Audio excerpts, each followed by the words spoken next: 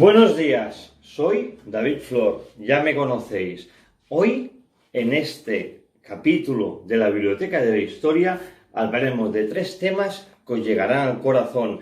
Algunos os pondrán la piel de gallina. Hablaremos de cosas fenomenales y auténticas del misterio.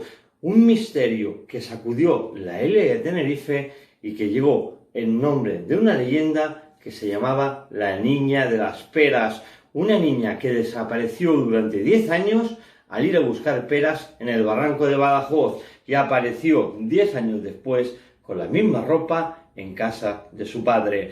Hablaremos de esta niña y de este misterio de Tenerife que es leyenda popular. También hablaremos de la cavadora, una figura tenebrosa de la bella Sicilia en el cual mataba con un golpe seco a sus víctimas, haciendo que la muerte fuera cosa de segundos, cobrándose, eso sí, unas monedas antes de desaparecer en las tinieblas. Y hablaremos también de un caso muy especial, algo que la Iglesia Católica niega de ello, que es la reencarnación, y lo haremos con un personaje muy especial. Lo haremos con Shanti Devi, una niña india que sorprendió a todo el mundo dando datos exactos de una vida pasada, la cual ella había dado luz y muerto en el parto, y recordaba dónde había guardado unos anillos justo antes de morir. Una historia increíble de una niña india que había reconocido haber muerto un año antes de volver a nacer. Os dejamos con el primer capítulo de Tenerife, esta leyenda mágica del barranco de Badajoz, de la Niña de las Peras. Espero que os guste y la disfrutéis. Hoy abrimos la escotilla de nuestra máquina del tiempo de aquí de la Biblioteca de la Historia y nos situamos en nuestro país, en España, frente al barranco de Badajoz, en Tenerife, y lo hacemos en el año 1890, año que empezó esta leyenda extraordinaria de esta misteriosa Niña de las Peras. Esta leyenda, que perdura de padres a hijos en tierra de Tenerife, se ha convertido en una gran anécdota o curiosidad para los amantes del misterio. Todo empezó en 1890, cuando un padre le dijo a su hija: niña, ve al barranco de Badajoz y lleva peras del peral que hay en la entrada. La niña, obediente, salió para el barranco y misteriosamente desapareció, esfumándose en el tiempo, y peinar la zona por los vecinos, nunca la encontraron y nunca más se supo de ella de momento. Pero lo curioso del caso, que una década después, justo 10 años de la desaparición, en la casa donde incluso vivían aún sus padres, un día picaron a la puerta y al abrir la puerta el padre se quedó perplejo. Era la niña que picaba a la puerta. ¿Cuál fue su sorpresa? Que al abrir la puerta era la misma niña, con el mismo traje, la misma edad, el mismo físico, con un cesto lleno de peras y que había desaparecido 10 años antes. El hombre no daba crédito y al ver que la niña estaba igual, le preguntó qué había pasado. La niña dijo que se había dormido en el peral y que la despertó un hombre alto, vestido todo de blanco, y que la hizo acompañar bajando las escaleras, y al llegar abajo de estas habían más hombres igual, con trajes blancos, con caras luminosas, y que estuvo con ellos unos minutos, se asustó y le pidió que le llevara a casa. El curioso, que estos 5 o 6 minutos que ella estuvo entre estos seres de luz fueron 10 años para el resto de mortales. ¿Será el barranco de Badajoz una puerta dimensional? Algunos dicen que se ve como una neblina, que en ella se puede diferenciar otras personas, que es imposible llegar a ellas o comunicarse con ellas. La Niña de las Peras, una niña en el barranco de Badajoz, en Tenerife, que desapareció al ir a buscar peras y regresó 10 años después con la misma edad, el mismo vestido, como si no hubiera pasado nada. el orden, el misterio de esta mujer o niña en el barranco de Badajoz, en la isla de Tenerife, un misterio de nuestra España más profunda. Pues bien, amigos, ya lo habéis visto, la niña de las peras en Tenerife, una niña que desapareció durante 10 años al ir a buscar peras al barranco de Badajoz en Tenerife. Una historia de una puerta quizá dimensional en el cual nos lleva a otro espacio-tiempo. Una historia que pasa de padres a hijos y que nunca ha estado olvidada desde el día que pasó por la gente de Tenerife. Una historia de misterio aquí en nuestro país, en la isla de Tenerife. Y ahora os dejamos también con otra parte del misterio, pero lo hacemos de una forma tétrica, de una forma oscura, con un personaje que pone los pelos de punta, con un personaje que se dedicaba a dar un golpe certero en la cabeza del enfermo para acabar con su sufrimiento. Hablamos de la cavadora, un personaje de la bella Sicilia en el siglo XIX que nos va a poner los pelos como escarpias y el corazón a 1000 por hora. Miedo pensar o encontrarte con este personaje tan ténebre y tan oscuro como es la cavadora. Os dejamos con este personaje de la Sicilia del siglo XIX. Adelante vídeo. En este capítulo de hoy viajaremos hasta el siglo XIX y lo haremos viajando hasta la antigua Cerdeña, donde había una figura tenebrosa que hace poner la piel de gallina y acaba poniendo los pelos como escarpias por todo el cuerpo. Hoy, aquí, en la Biblioteca de la Historia, hablaremos de la figura de la cavadora, conocida en italiano como la cavadora.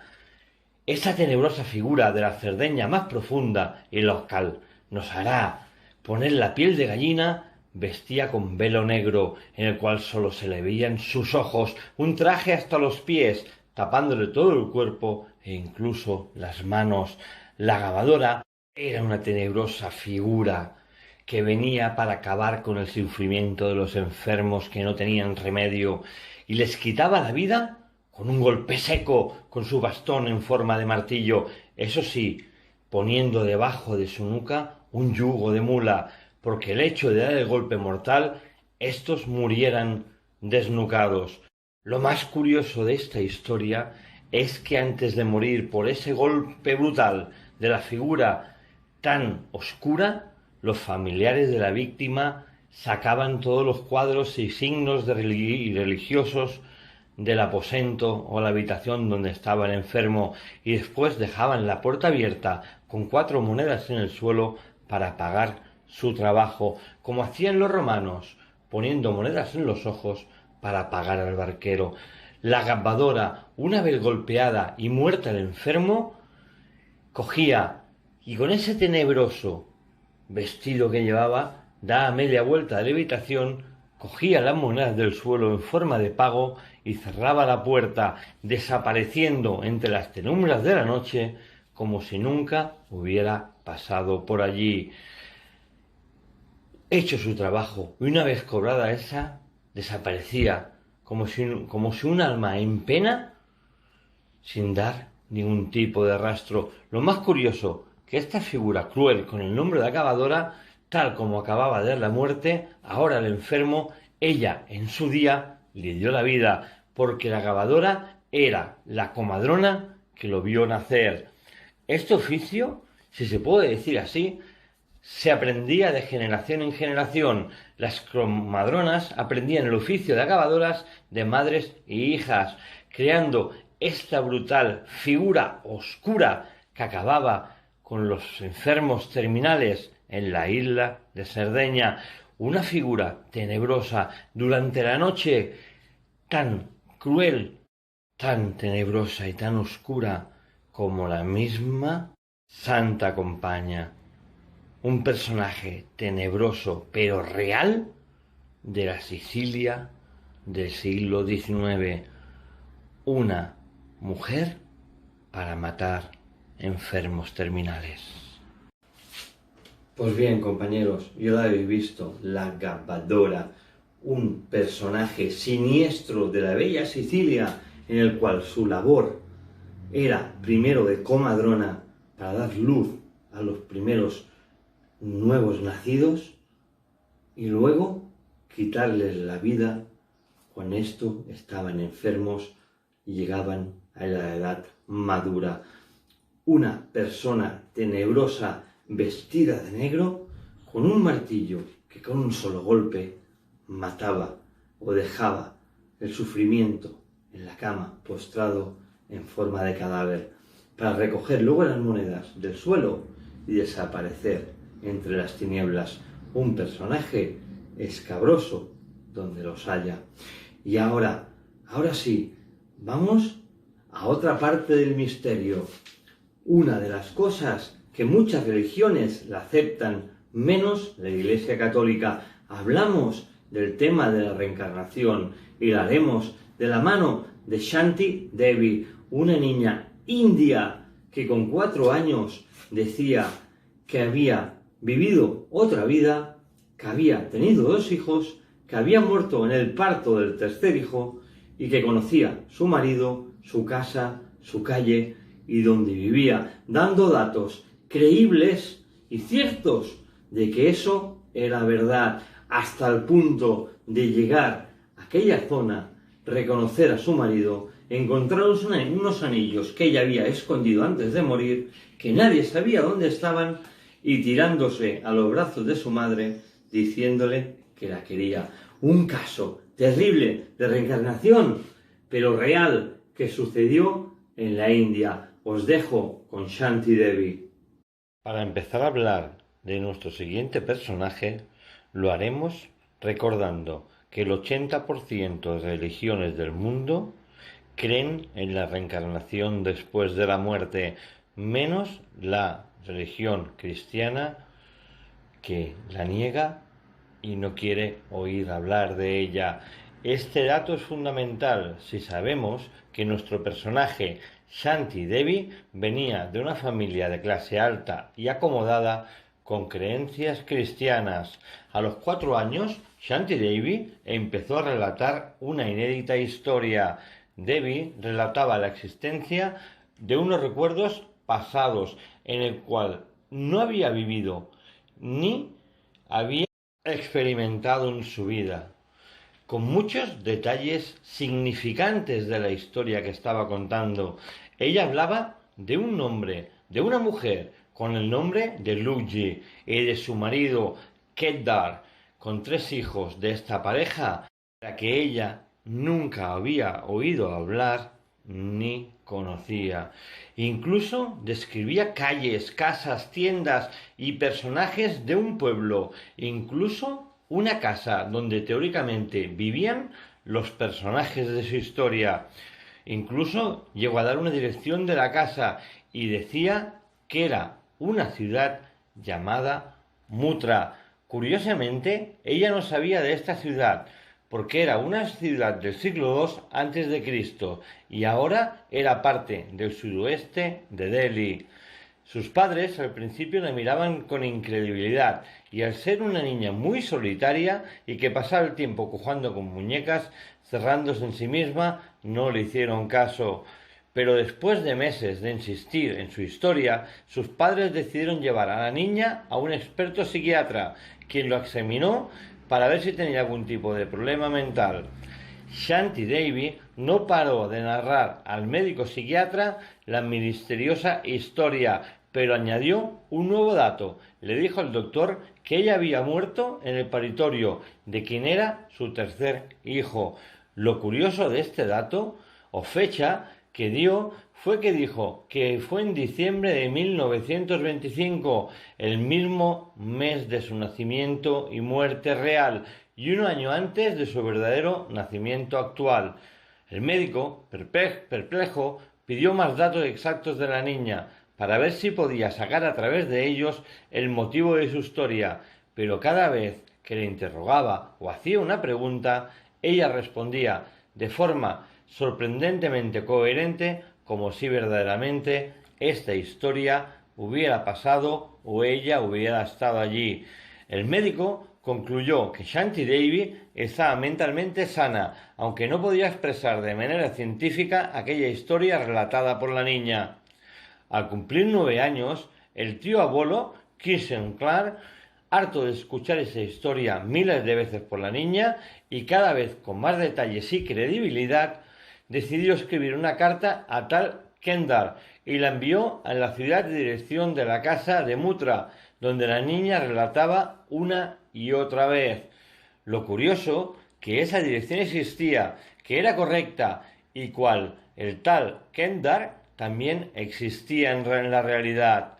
Al principio, Kendar, al recibir la carta, pensó que era una trampa para intentar estafarlo o para conseguir una parte de sus propiedades gananciales de su difunta esposa Luigi al morir esta en el 1925.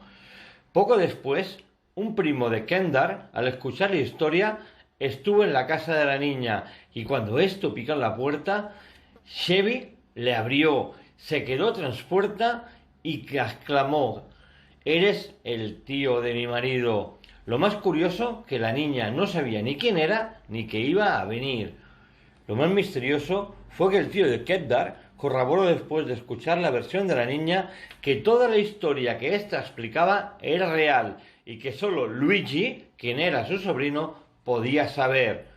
Todo esto acabó con el viaje de Shanti Devi y su familia a Mutra, a casa de la antigua muerta, de quien Devi decía que había reencarnado su vida actual, y curiosamente allí reconoció a 2 de sus hijos, pronunciando su nombre exacto, sin haberlos visto nunca, menos al tercer hijo, que no lo reconoció, al no llegar a conocerlo, al morir en el parto.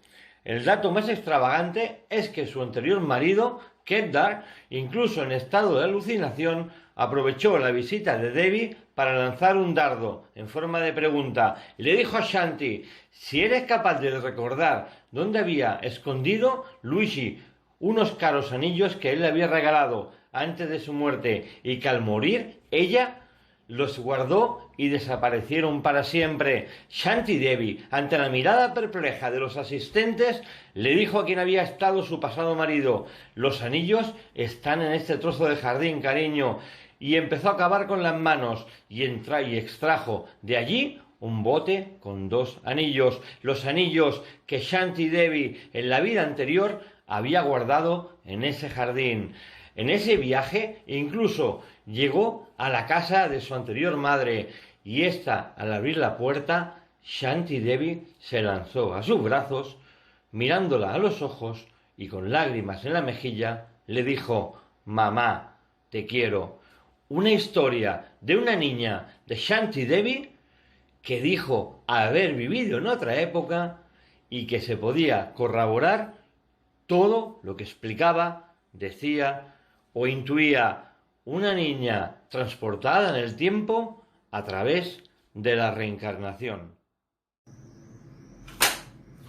Ya la habéis visto, compañeros, Shanti Devi, una niña india que dijo que había muerto un año antes de morir en la India, en Mutra, y que reconocía no solamente a su marido, sino al tío de él, a sus niños, y conoció también a su madre, e incluso reconoció unos anillos que había dejado en el jardín enterrados justo antes de morir. Un caso real de reencarnación que muy pocas religiones han hecho caso de él ni han querido saber nada, pero que es un caso verídico en el cual se hicieron muchas intervenciones y muchas conferencias en universidades y sitios científicos explicando este caso real de reencarnación.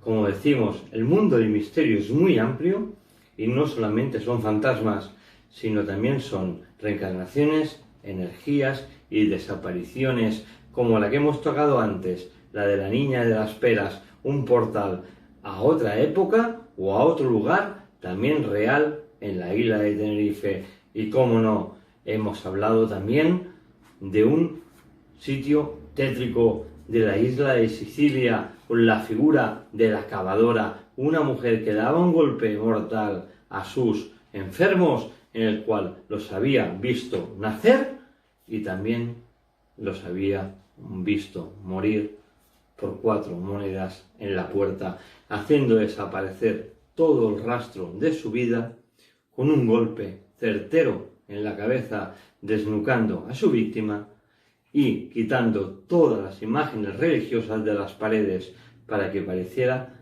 menos cruel. Pues bueno, pues esto ha sido hoy el segundo episodio de aquí de la Biblioteca de la Historia. Espero que os haya gustado y, como siempre os digo, os espero la próxima semana.